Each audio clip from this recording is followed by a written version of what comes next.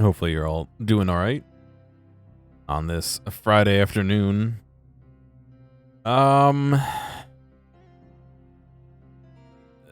Big news today. Helldivers is not in a good state. It seems like Sony is forcing them to require a Sony account in order to play Helldivers. What's going on, Jane? And on one hand, I have a Sony account. It's not that big of a deal.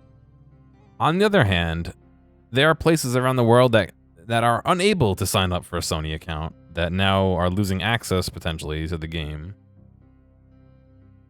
And Sony's not exactly known for having a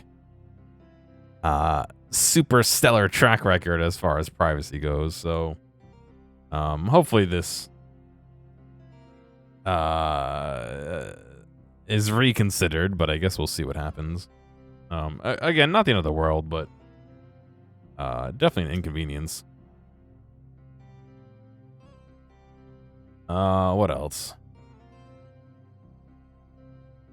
Nothing else really new. My landlord's cat is okay. She thought that it was getting ready to pass on. However, it seems it is not. It maybe just had a big bellyache. Who knows? What else is new? Today was the last day of classes at work. We will now have finals for a while. For a couple weeks. But that does mean I will have potentially more to do, actually. One of my tasks this summer that I self-assigned it, but my boss is on board with it, is I want to go take pictures of all our classrooms and start maintaining a database of pictures of the classrooms and have them dated, because we often do updates for classes, and when they get updated, a lot of times we want to have a before and after picture, so it'd be good to have that. It also would be good to have a place where the registrar can pull some pictures from, because some of their pictures are a little older than they maybe should be. And what I really want to do... How's it going? It's going all right. Hopefully you're doing well too. What I really want to do, and I've asked for the materials to do this, and they haven't come in yet. But I want to try and make some photospheres of the classrooms and see if there's a place I can host those online, so that students and professors can take a look at different areas of the room potentially, and see what that looks like in the classroom, from maybe some student seats, maybe from the podium, stuff like that.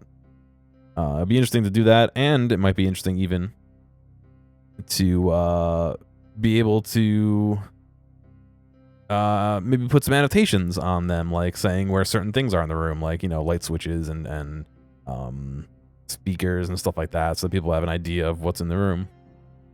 A little shaken. Oh, hopefully you're doing okay. Definitely take a few minutes to breathe if you need to, like that's never a good feeling to have. But yeah, so that's kind of all that's been going on today. I don't know, nothing too crazy. But on to the topic of today's stream. I'm going to continue playing Broken Roads. If you weren't here for Wednesday's stream, I started playing. It is a sponsored stream, sponsored by Tiny Build. Oh man, hopefully you're doing okay. It's a sponsored stream by Tiny Build, the second of 3. Yeah, I get that. No, you don't have to share it publicly. Second of 3 streams, at least three streams. I'll probably do more than that because I do want to play through the whole game. In post-apocalyptic Australia. So it should be interesting to continue here. Let me click around a little bit and I'll launch the game.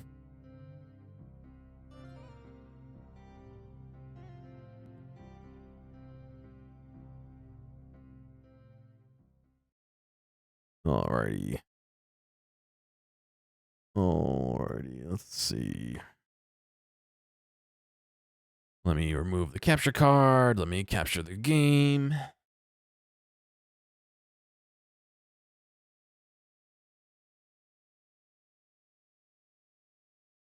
So, to recap what we did in the last stream. We met the crew. We went with some of the crew to a town where we expelled a bully kind of guy and met up with a traitor. I believe Mick was his name. And we went to a third location. And in that third location, some like raiders kind of attacked after we rebuffed an offer from somebody to join their like utopia. So that's kind of where we left off. Is we at the end of last stream helped some of the people of that town evacuate, and we went back afterward the next morning to try and look for survivors and stuff. So that's where we are today.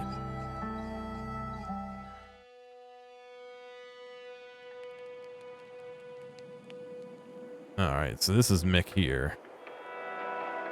I don't know where we are, because I think we're over here. So let me look at my journal. Mick and Jess having a row. We did all that. Grave song. We returned to Brookton, only to find death, smoldering ruins, and signs of chaos all around. I'd say check the marketplace first. The marketplace is right over here, I believe. There's somebody. Jonesy. He's leaning against the wall, rasping labored breaths into the sun-baked air. He sees you approach, but can't quite focus on your face, and barely lifts his hand in a wave. Beer's not even fucking cold. He leans his head back against the pub wall. Reckon I'll have to give Sal a good talking to. You weren't expected to be top down? Yeah, it's kind of almost like a Fallout 1 or 2 vibe going, you know? I know a lot of people have been comparing it to that in some ways. Mad squats down next to her dying friend, places her hand on his shoulder and smiles at him. He rolls his head to the side, peering groggily up at her. Oh, hey Mad, you made it. Great. I was holding out for this moment. Jonesy, you prick. Gonna cock it without me, huh? No blaze of glory? Fine. But before you go, I wanted you to know, you weren't the worst lay I ever had. Maybe second or third worst, though. Still, had a pile of laughs anyway, yeah? Carkit is a slang for dying. It was really more a boredom. A pity fuck. Not my best effort. Always figured on a do-over, you know? Jonesy. I don't think it's the same guy in Fortnite, but I haven't played Fortnite, so I don't know. I haven't played Fortnite in a while, put it that way. Like years. Mad barks out a laugh, briefly clasps his hands, and raises to her feet. Die well, fucker. She points at you. Make it quick and painless. He earned it. You can kill him, Mad. She rolls her eyes. Very fucking generous of you. To Jonesy, she says, can you believe this shit? All he can manage is a shake of his head and a bemused smile. He looks like it too, maybe. She draws her pistol and places the barrel against his chest. He drags his hand up to hers and they lock eyes. They pull the trigger together. Mad closes his eyes with her index and middle fingers as a set of footsteps rapidly approaches. Who's shooting off? He stops mid-stride when he sees Jonesy. The effect would be comical if it weren't for the expression on his face. Yeah, a little bit. Maybe.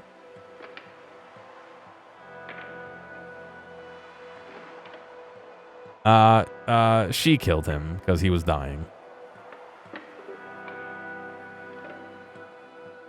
He was beyond saving. I'm sorry. You couldn't wait a fucking minute? I'm his dad. Should have been me. Oh.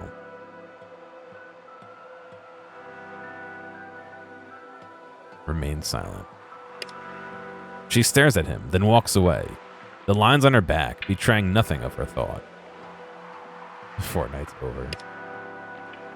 We're not done talking about this, Ella. He turns to you. I'm going to see if anyone else made it.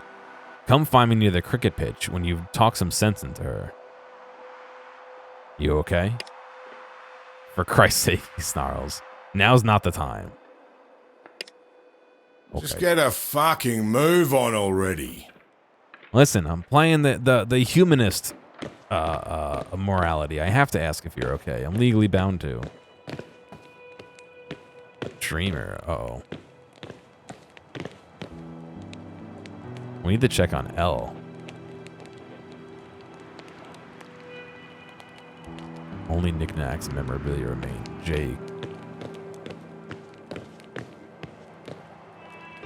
Okay, so I can't do anything without checking on Jake first. Is this a leg?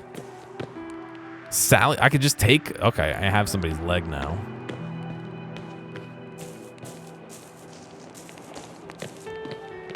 Let's go. Ella joined the party.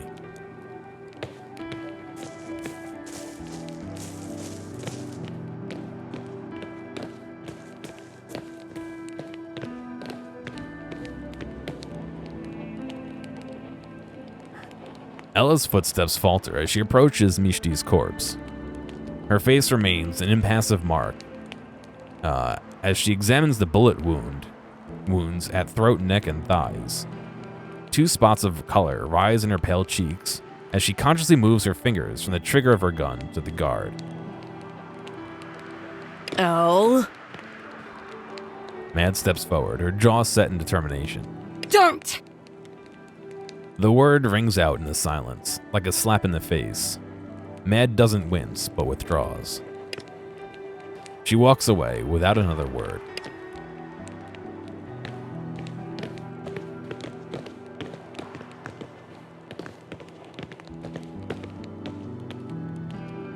Neither of the sisters slow their steps as they approach their cousin's lifeless body. Mad shifts her weight, and for a moment, it seems like she might give him a kick for good measure, but she restrains her impulse after glancing at Ella. Well, this sucks. She chews the inside of her cheek, staring at Jake's bloodless face. It fucking sucks. They stand in silent agreement for a moment, neither of them willing to break the silence. Then Ella sighs and turns away. Let's keep moving. Alright, we gotta investigate the clinic too. Maybe we can reattach the leg if we find Sally.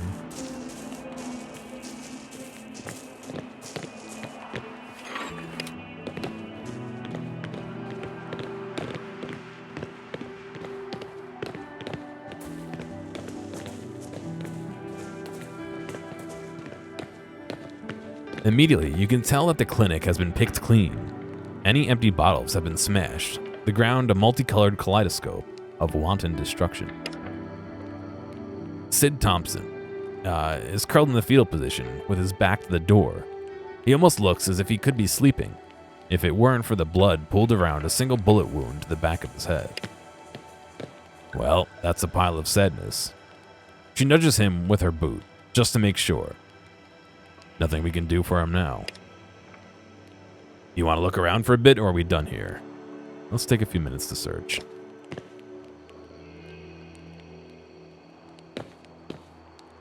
At the back of a shelf, deep in the shadow, your questing fingers discover a parcel wrapped in wax paper. Pulling it out, you unwrap some long shards of bark. Mary Bark added. She looks at it and shrugs. Whatever it is, Sarah will know what to do with it, right, Elle? Ella doesn't reply. She's standing still and lost, staring out into the sunlight. Come on, Mick's waiting. Mick's waiting.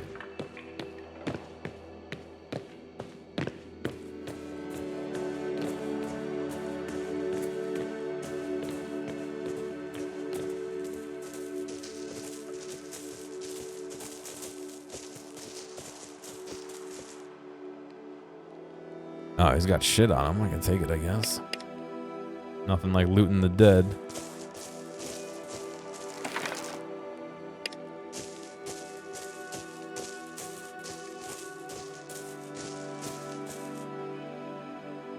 Some pencils.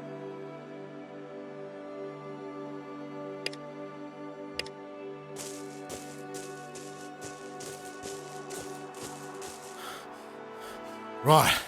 We've got a couple of last things to wrap up. Then we need to get going. He huffs out a breath. He glances at Ella. His face hardens. Some of us are going to need a good talking to once we're clear of this mess. Ready to head out? We should look a bit Don't more keep first. me waiting. Look around a little bit more before we go.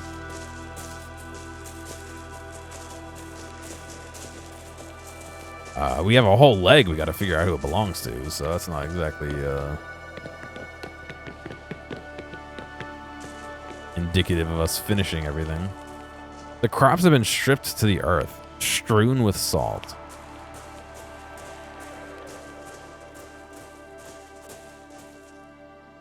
Oh, shotgun. I wonder if it's a weight limit.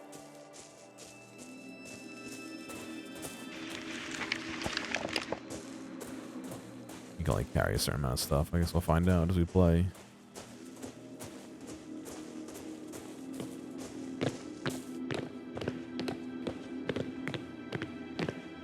Already looted this year.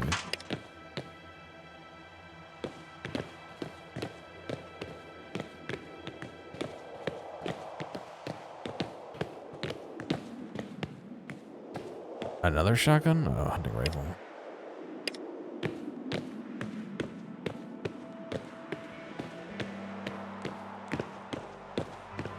Alright, I guess we searched enough.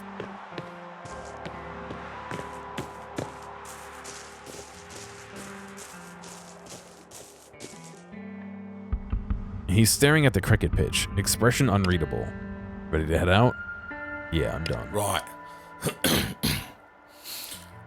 We've lost a lot of good people here, and there's never going to be any way to replace them. The trouble is, we're not safe ourselves. No one is coming to save us, or they'd be here already. I don't know about you, but I don't fancy tangling with that lot again anytime soon. So here's the plan. We bury our dead, meet up with our friends back at Bally Hall, and get on the road to Meriden before nightfall. It'll be a tough ask, driving camels in the dark, but we can't risk setting up camp only to get ambushed. We're lucky it's not a full moon tonight, even if that would make our paths easier to tread. Any objections? Let's see. We might have time to bury anyone. Bally Hall seems well fortified. Why can't we just stay there? I think you're blowing this a bit out of proportion. Why Meriden? We'll have to get stuck into it. If we want to leave Bally Hall before nightfall, we have to get stuck into it. I guess that means we have to get going. Why Meriden? Angela owes me a favor. If anyone's got the strength to help us take back Brookton and rebuild, it's her. He nods to himself, smoothing his mustache as he thinks. We may have to do some of her dirty work in return, but she'll see us clear of this mess. Bally Hall seems well fortified. Why can't we just stay here? No space, not enough ammo, not enough Tucker. She counts off the points on her fingers. Plus, if it's someone who had it in for Brookton specifically, Bali Bali is the next target for sure. She looks at Ella. Surprised it wasn't the first, actually. All right, let's get it done and head out as soon as we can. You digging or carrying then? He doesn't wait for your reply, but heads towards the marketplace. Ella follows him, while Mad goes to the garden to grab a shovel.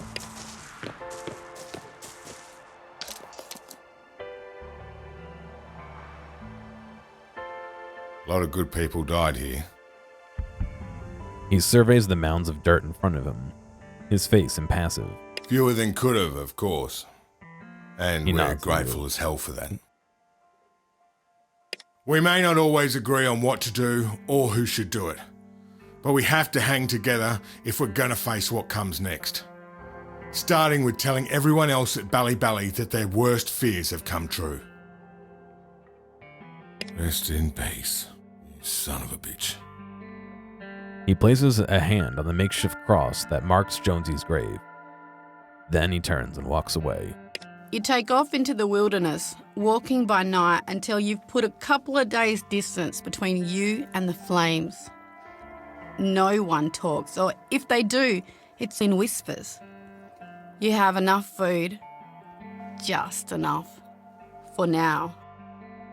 Suddenly, a crack, like the sky breaking in two. You look up at the cloudless vault, but Mick's caught the tail end of it through his binoculars. Pick up the pace, is all he says. People are more than tired. They're exhausted, but Mick's words light a fire under him, get everyone moving as if the devil himself is hot on their heels.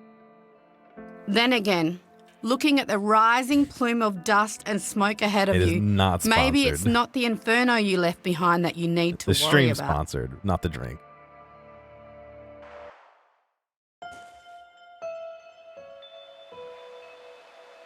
I don't believe it. He shakes his head. I don't think you're allowed to say it's sponsored when it's not, so I want to be very clear. This is not a sponsored stream for Liquid Death. It's a sponsored stream for Broken Road.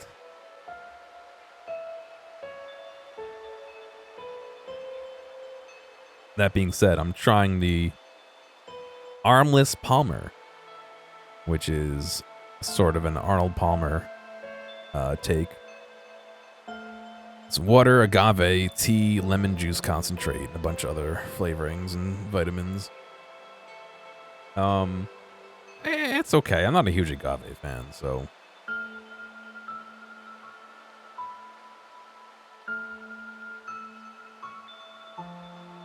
You fucked up your arm. What happened to your right arm? Well, hopefully it feels better soon, friend. You just had an Arnold Palmer as well? I always like say Arnold Palmer wrong. I have to like think about it. Yeah, it's okay. As much as they're like cool cans, not a huge fan of Liquid Death. They're okay.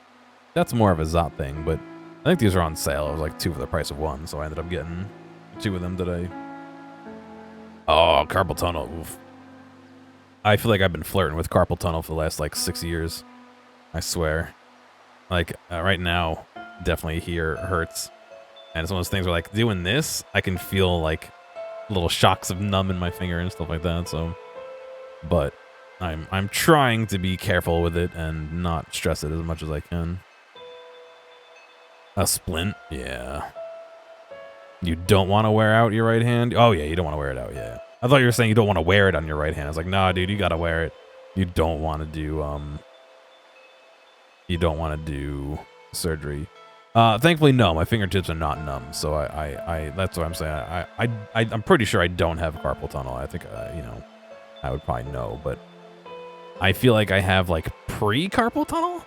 You know what I mean? Because if you think about it, what am I doing all day? I've got the phone, which I rest on my pinky, which is bad. I've got the mouse, which is right here. This mouse isn't so bad. My work mouse, I hate. I need to get a new one. And yeah, I'm at work 8 hours a day, and I come home and I stream for 8 hours. Well, not really 8 hours, but you know. You don't know what I mean? All right. Well, how do I explain it? I'm using I'm using my hand with electronic devices all day long, so I feel like I am a candidate for potential issues. But he shakes his head. I don't believe it. It's gotta be 100 years since anything this big flew. And who's got the chops to make jet fuel these days? Interesting it's smoking after 100 years. I'm getting really tired of surprises. I don't believe in coincidences. Any thoughts on what Sean and John are walking into here? I've never seen anything like this. I don't know enough to have an opinion. Whatever the story is, we can't have the convoy stopped here too long. It'll be easy pickings. Let's just make sure we're on the alert. No telling who or what might be around. He gives a little nod. I'll be covering you from back here, but yell if you get into a strife. Oh, all right. Righto then. Off you trot. Come get me if you find anything. He gestures vaguely in the direction of the plane.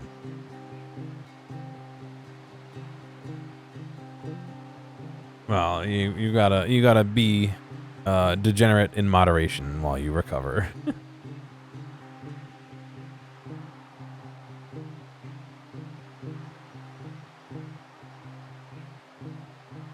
Fucking right. Someone's or something. I'm sorry. Terrible streamer. And all right, Instagram, you can fuck off the notifications. Whoa, I don't know if I want to go that far. It's on rims.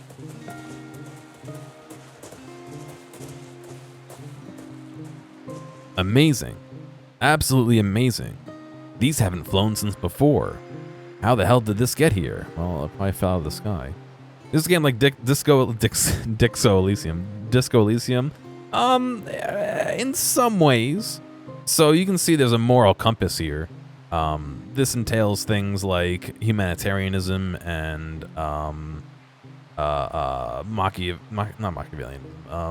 masochism and stuff like that. So depending on whether you're more focused on yourself or humanity and individuals or greater good of like everybody, your choices will swing. And so you can see this is my focal point, but this is my range of view, and it's probably easier to show you this when I'm not in a conversation. But right now, because it's a sponsored stream, they've asked me to play a gunslinger humanitarianist. So I'm a humanitarianist. I'm a humanitarian. Am I getting political? No, I wouldn't say this is a political spectrum. I would say this is a morality spectrum, which could be tied to one's political views, but in this case is not explicitly tied to one's political views.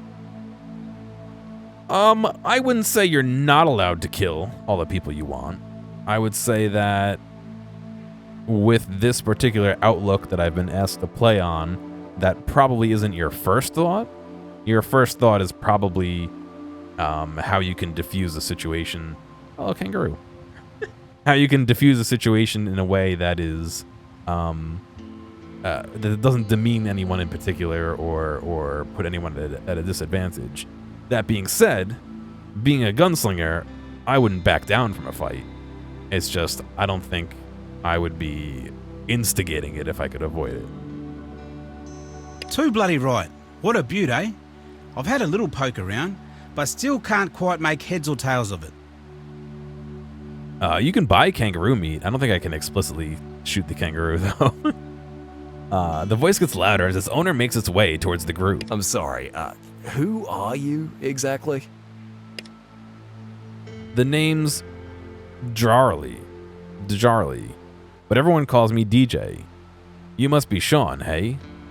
Your Jess told me heaps about you, including that you don't get out too much, right? Looks behind Sean to the convoy. Oh, look, there's a Nemo. Is that Nemo? A bird. And waves. Horo, hello or goodbye. Huru, hello or goodbye, depending. Jess, Bob and Dawn doing well? Jess is in the middle of talking to Sarah. but takes a moment to return the wave. So I guess we're here for the same reason. See a bloody big plume of smoke rising into the sky. You take a gander at what's burning. A look. See also Squiz gives a good-natured shrug. The door is completely jammed shut, but the wing's torn off. I didn't want to head inside alone, but now that you're here, we've got safety in numbers, yeah? Let's have a crack at it. What do you think, Sean? If Jess says he's good people, then he's good people. Beauty. Wouldn't mind the company. Rode a camel myself all the way here, and it wasn't the best conversation. He hands Sean a walkie-talkie. Was that a snake that went by? Speaking of speaking, I found this guy on the ground, but I can't make him squawk. DJ joined the party. He hefts it in his hand. Feels like the batteries are missing. He pops the compartment and peeks inside. Yeah, we're SOL. Might be able to scrounge some up. I'll ask around. He clips the walkie-talkie into his belt and looks at his father. Come on, Dad. We should see if Mum needs help treating the people with heat stroke. Fair dinkum, which means real or true. For real, basically. He looks at the smoking hulk again, then back at his son. Yeah, alright, I guess. You'll tell us what you find at least? Too right, mate, Ella says.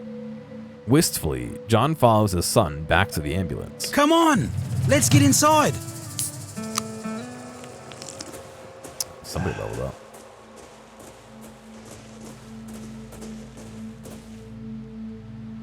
Wind whistles through the shattered glass, lifting what looks like the sleeve of a shirt.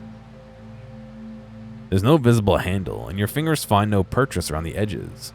Doesn't look like anything could pry the bastard open. Could level up here a little bit. Let me do an agility point here.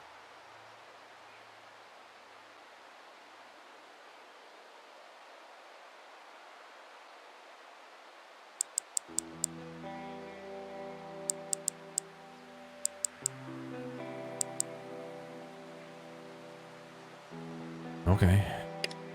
I still am not 100% sure on if I'm upgrading these in a good way or not, but seems like she's a strength. She's got melee mastery, so we'll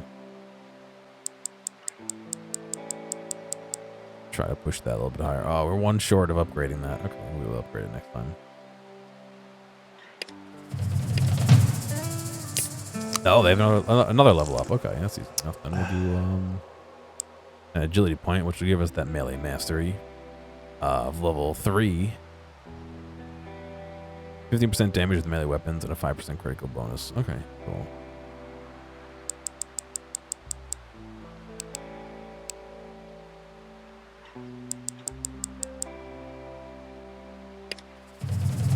Another level. Wow, okay. We'll do some resolve here.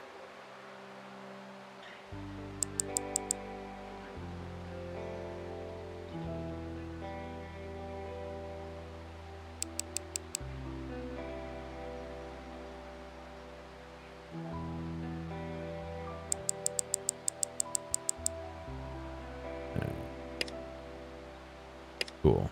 Oh, they probably gained a few levels because they haven't been in our party this time, but they have been getting experience, so that makes a little bit of sense. Let's see. This is another gunslinger. I'll put it in resolve here, and we'll give us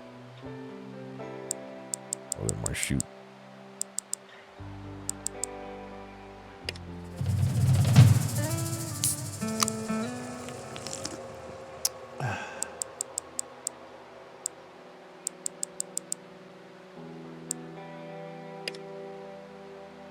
Cool. And DJ, he is looks like more of a scientist kind of guy here. A little bonus to that.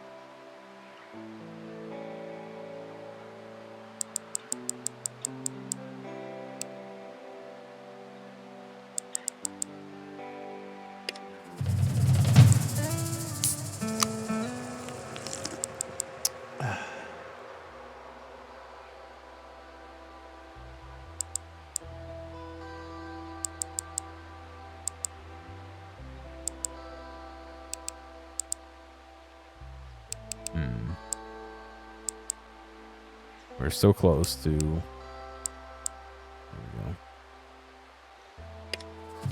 we go. Another level. Good, okay.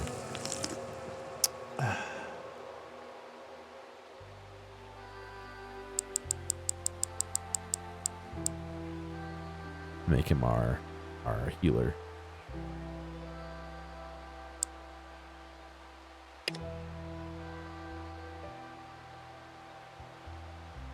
Tuna sandwich, nice. It's been a while since I had just a straight up tuna sandwich, or a tuna melt, which sounds really good right now. You hate tuna, all right. Well, it's an interesting thing to be Look. eating, but whoa, look. He points towards the break in the fuselage. 2 bodies lie motionless on the ground. Yeah, let's check him out. But it doesn't look good. Too late for both of them. She's had her throat cut. He's been beaten to death. And mate, this happened very recently.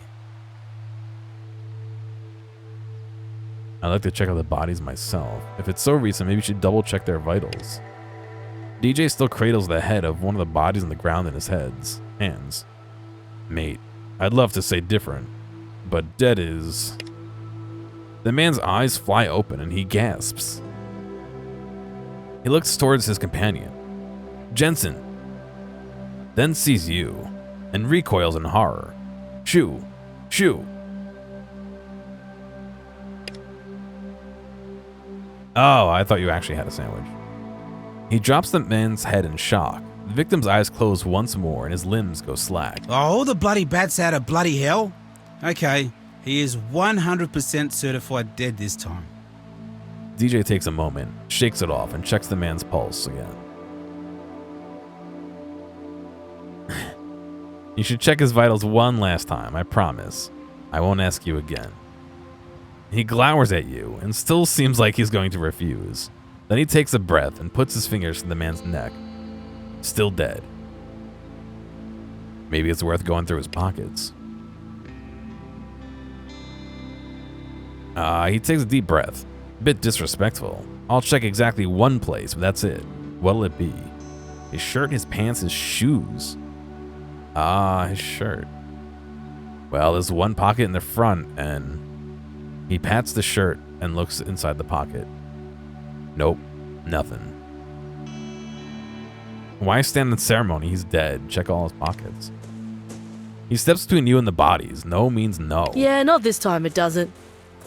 She pushes past him and briskly gives the corpse a one-over. Waste not, want not. Hey, jackpot! She finds nothing. She shrugs and goes for the dead man's boots.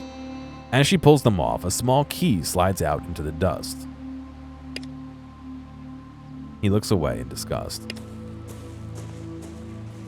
Must have been important. May as well find out what was so worth protecting. 1 copper key. Never check shirts. Well, I figured anything important to him he'd keep in, like, you know, his shirt pocket, but I guess not.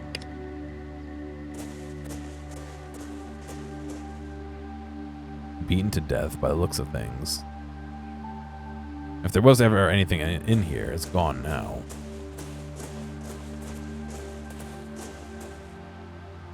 Fuselage. You peer through the torn fuselage.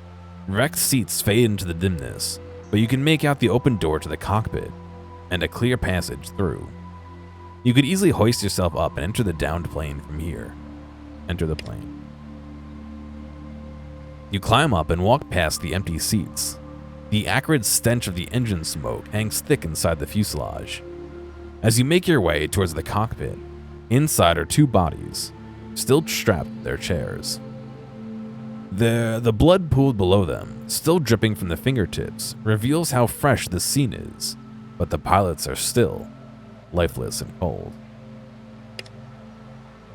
Boxes and small containers lie strewn in the aisle.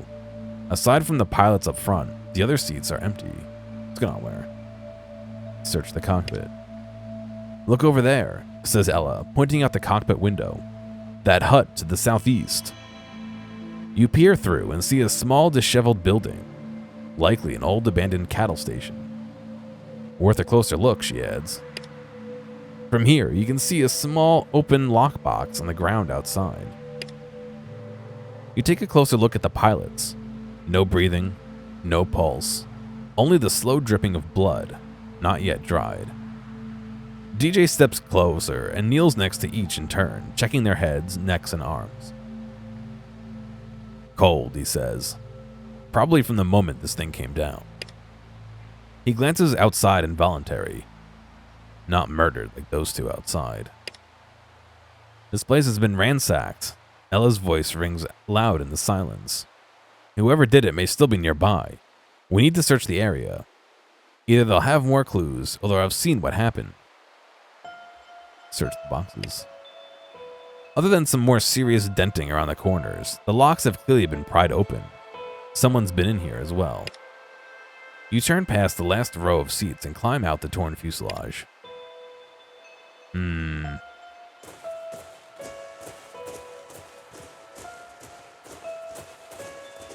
Okay, so I guess we weren't the first ones here.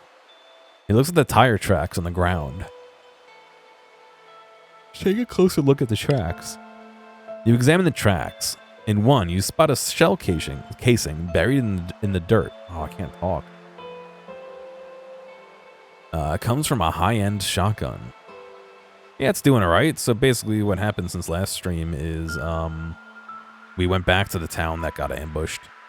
Mick, the guy that we met, the old western dude, his son was dying, so we killed him, and he was upset about that, even though he was dying. And then we fled the town and stumbled upon this airplane that crashed. We're wondering how, since it's been quite a while since, you know, the bombs fell.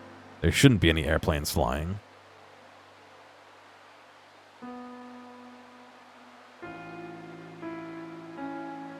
So it's a little bit interesting. Yeah, the guy looks kind of like the guy from Fortnite, Jonesy, so Fortnite died. Meriden. Fucking figures. She leans over your shoulder to see what you found. She snorts. One of the vehicles that was here must have come from Meriden, the exact town we're heading towards before you stopped to inspect the wreckage. That's not exactly comforting that we are going towards that, but...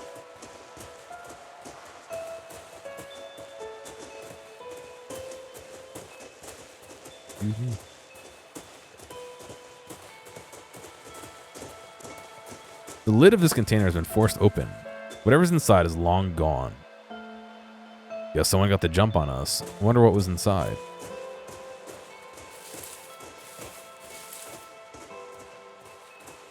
Oh, what is this? They also said there was a shack. Oh, there's a shack. Stranger. No one's lived here for quite some time. Shelter's no use when your nearest water source is kilometers away.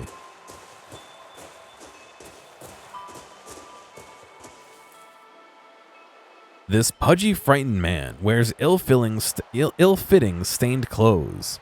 He's been living hard, apparently. He spreads his hands to show there's nothing in them. To his credit, his voice hardly trembles.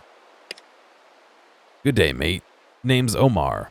Reuben Omar. I'm a surveyor by trade, and a scavenger by circumstance. He swallows hard. Please don't kill me. I'm totally unarmed. What happened here, then? What the hell happened here? Excuse me, I'm tired from work. I was exploring nearby when we heard this god-awful sound. Saw this huge thing plummet and figured, hey, salvage, why not check it out? He's talking fast now, almost panicked.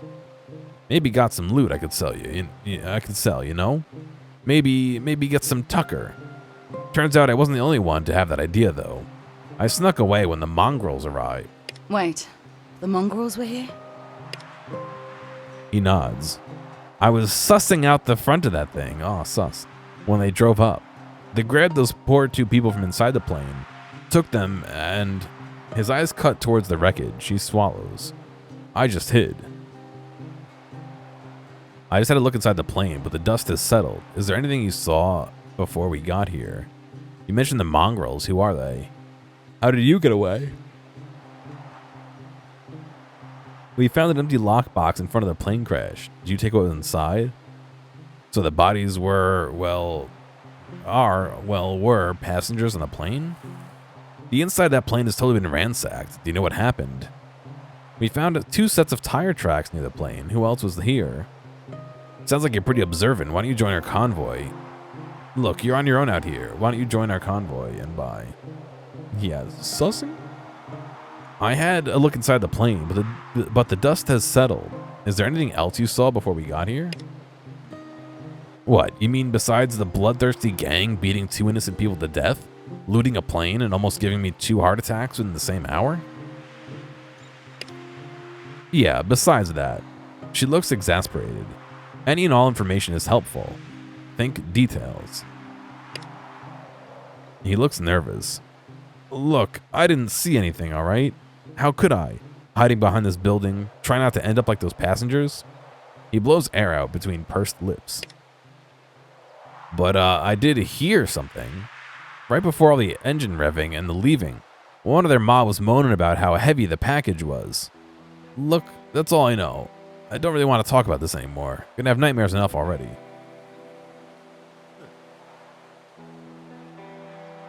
I'm guessing that's probably what was in the lockbox if they were stealing it.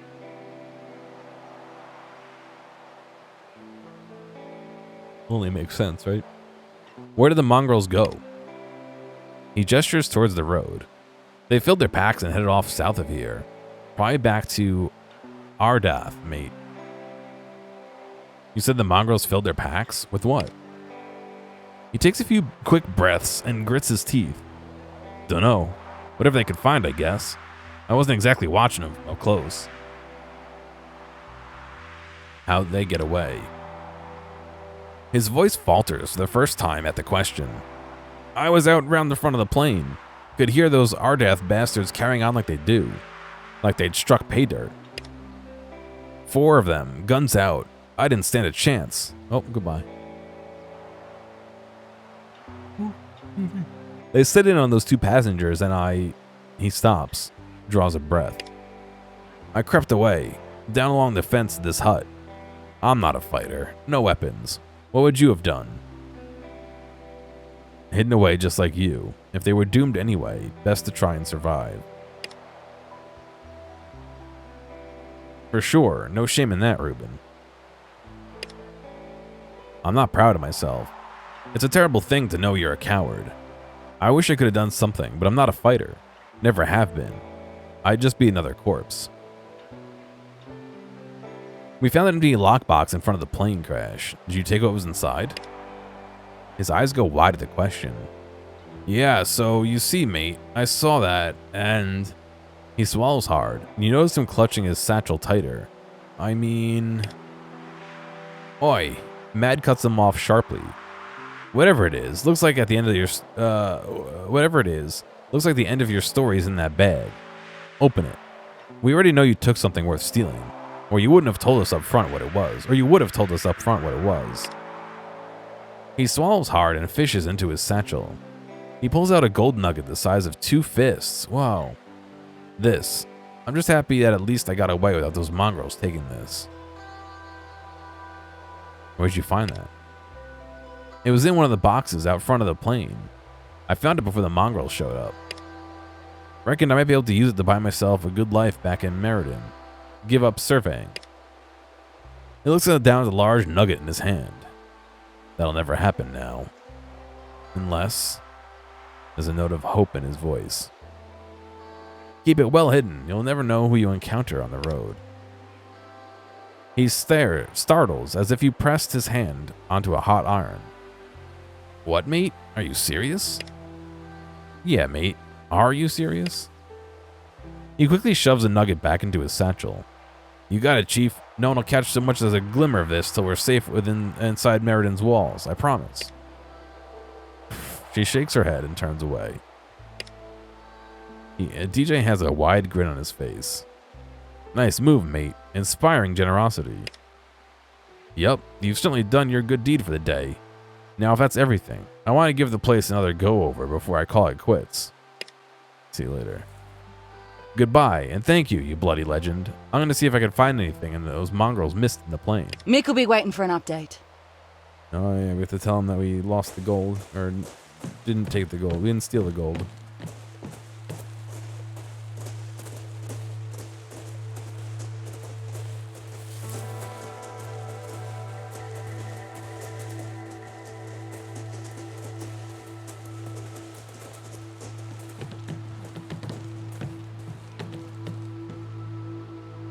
I'll let you out of my sight for 1 minute and you come back with a new best friend?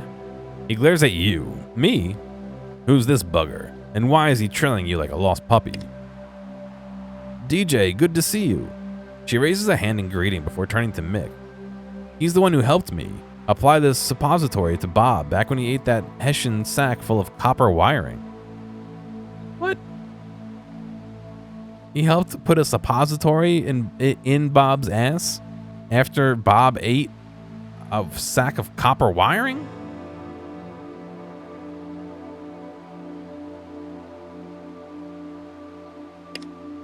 He grunts. I suppose if anything nets you a temporary spot with our crew, it's having your hand stuck up Bob's ass. He fixes you with his gaze. This is temporary, right?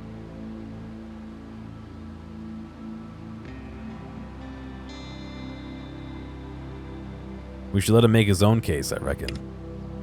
Nah, all good. Reckon we'd be going our separate ways once we reach the big smoke as it is.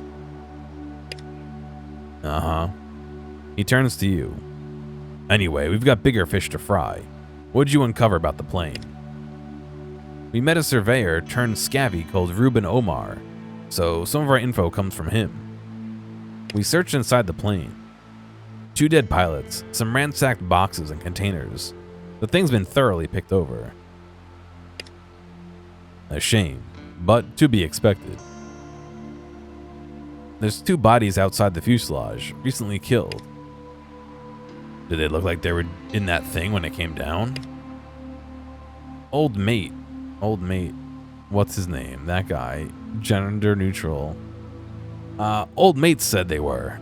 Watched him get curb stomped while he shat his pants behind that shed over there. One of them had a key in his boot. He looked at Mad, who nods ever so slightly. Haven't found the lock it fits yet, though. We found fresh tire tracks near the plane. Not surprising that we aren't the only ones who have come for a squiz. Tell a quick look at something. Could you tell anything about who was here? Looks like at least 2 vehicles. We were thinking the first set was made by the mongrels, and the other's likely Meriden. And wherever they came from, they're headed back there quickly. Meriden, eh? Guess that lot's got to do something to justify the amount of guns and ammo they extort from the rest of us. Don't think they'd be too pleased we know that they were here, though. He gives you a wolfish grin. Ruben said the Ardath crew took something very heavy from the plane. Interesting. Any chance he's bullshitting? Doubt it. Guy looks scared out of his wits, happy to just be alive, and that we didn't shoot him. Yeah, I reckon he was still in shock. Poor fella's telling the truth. Ruben said the Ardath mongrels are the ones who killed the passengers outside the plane. Ardath, eh? Fuck. Not surprised they beat us here. No doubt took whatever they could find, too.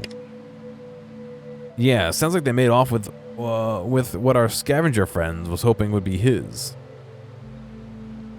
That's all I found so far. Alright, let's see then. He counts the points off on his finger as he goes. We know Meriden was here, but that's all.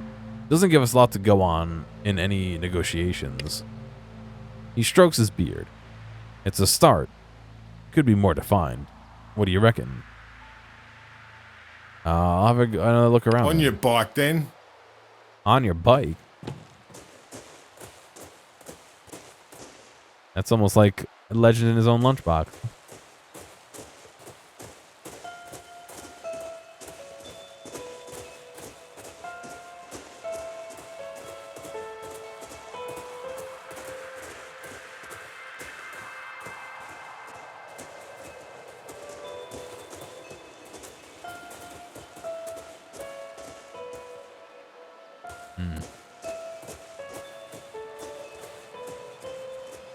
It looks abandoned. Just as well. No one was working nearby when that thing came down.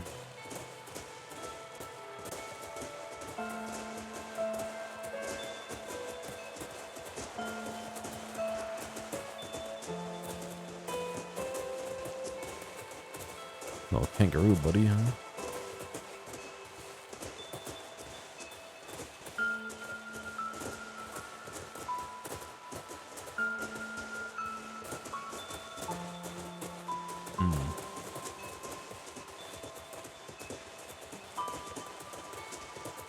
Not seeing a whole much more to find around here.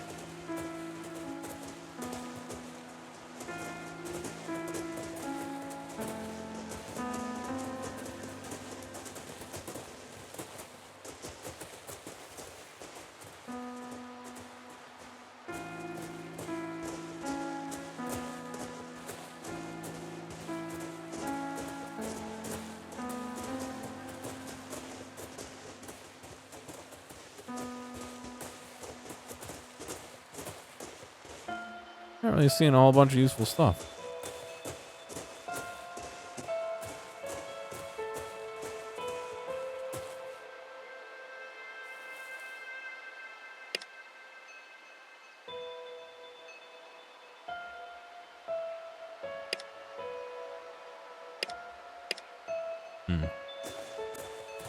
Something specific.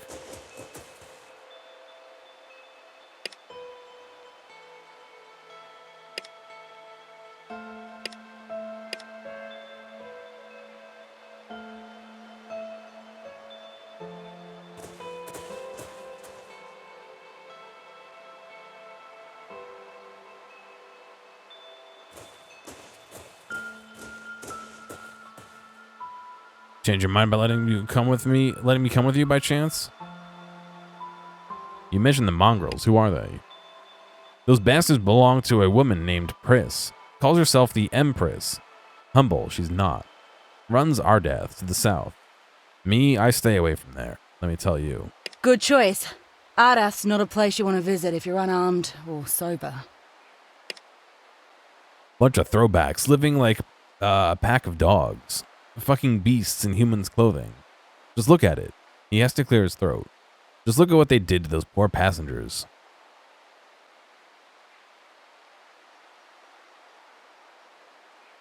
I think I read all these, no?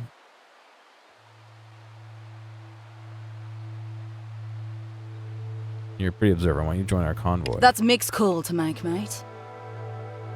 We can't just leave this guy out here with nothing. Of course we can. I'm with you, mate. Let's see what Mick reckons. He gives you a quick smile, not even acknowledging Mad. Really? Well, bugger me. I don't know what to say. Thank you. Let's not thank Mick once he says yes. Let's not get ahead of ourselves. No decision has been made yet. I understand. He raises his hands empathetically. I appreciate the chance, that's all. Well, let's go get this over with.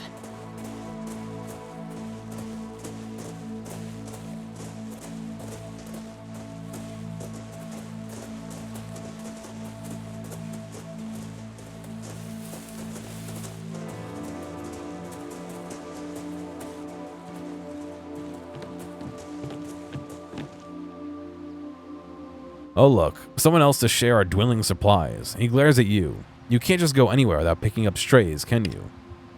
He turns his attention to Reuben. And what about you, old mate? You look like you've been through the ringer, though of course, that's no concern of ours. Oh, I'm doing just fine, thanks for asking. Why are you all the way back there? He shifts his satchel subtly behind him. He's looking for a guarantee that I'll make it to Meriden safely. And what makes you think you'll find it with us? He speaks flatly, his mouth a thin line.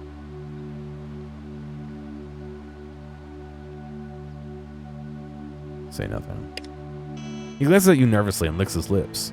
I can give the guild intros, access to the great trades, pathways to new settlements, you name it.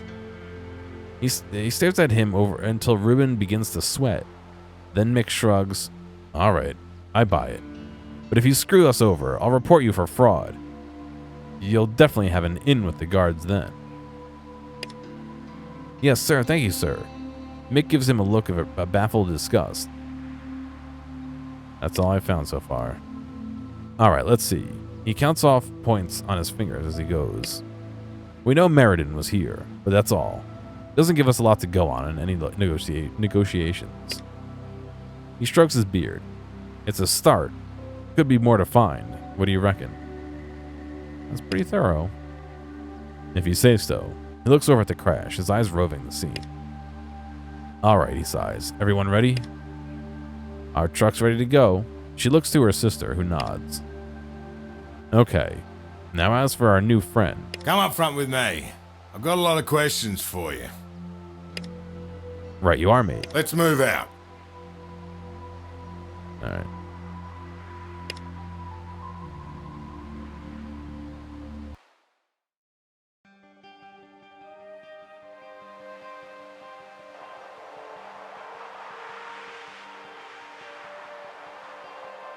All right, I'm going to take a 2 or 3 minute break, and then I'll be back a little bit more. So I'll see you in a minute.